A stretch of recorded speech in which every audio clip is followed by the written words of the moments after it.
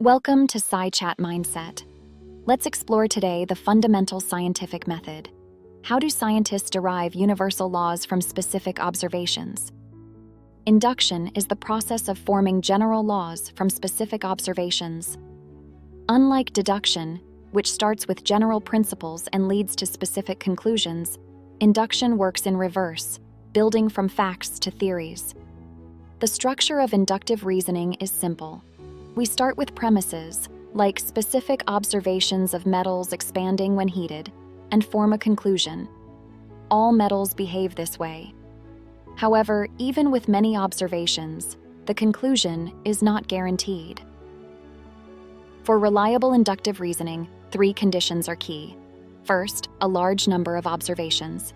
Second, observations across varied conditions. Third, no contradictory evidence, as even one exception can invalidate the conclusion.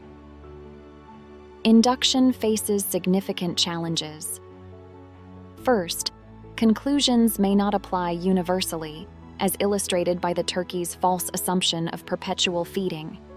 Second, observational errors limit precision.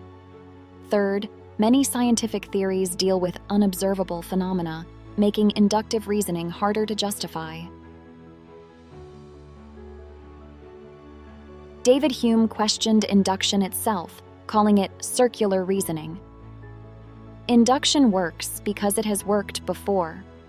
Philosophically, finite observations cannot fully justify universal conclusions. Despite its challenges, induction remains invaluable in science. It provides objectivity, reliability, and practical utility. From predicting outcomes to explaining phenomena, induction is a cornerstone of scientific inquiry. The process of inductive science starts with observations and experiments, leads to generalizations, and finally supports predictions and explanations. It's a dynamic cycle driving scientific progress.